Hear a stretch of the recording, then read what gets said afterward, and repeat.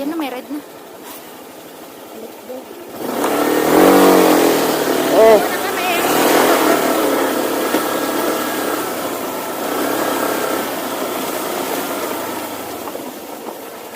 Kadadaan sa may ano.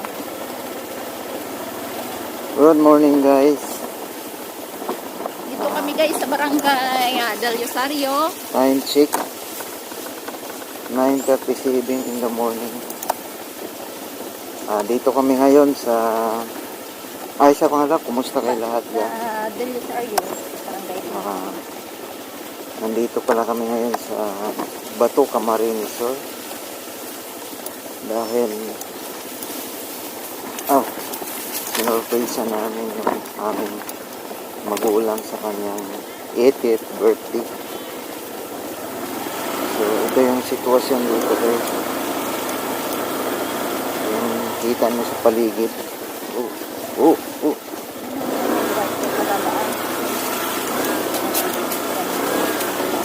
Ow! Napaka.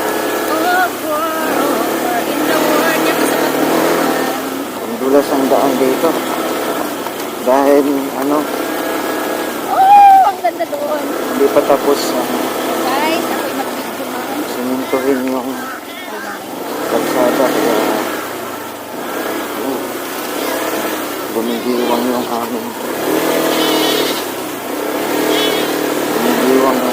motor. Okay, guys.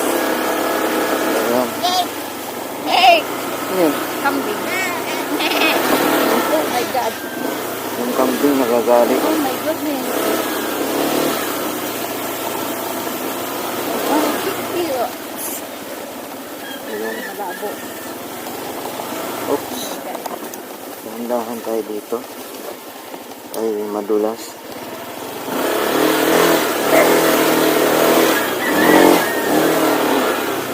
Hi, Roberto! So, ayan.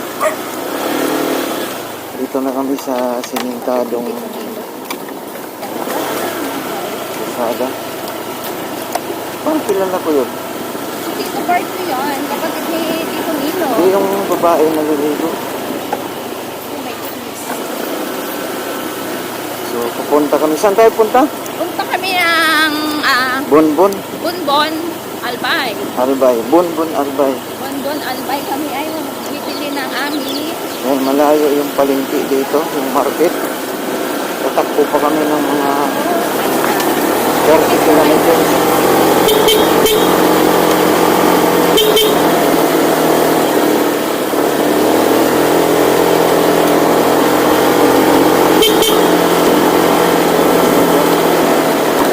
Hindi. Saan na kayo? Mababa. Muntikan pa kami magka-problema dahil yung susi ng aming motor ay nawala. Buti na lang at nakita. So, nahawa pa rin si Lord kasi kung hindi, uwi kami ng Manila na walang motor. So, ito yung kalsada dito guys. Ano guys ha? Pang-isahan lang.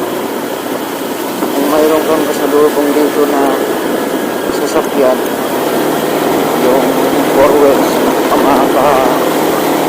hindi ka makakadaan. So, yan. Sana madagdagan pa tong kalsada na to. Yung kabilang side naman para maayos na safety na yung mga dadaan dito.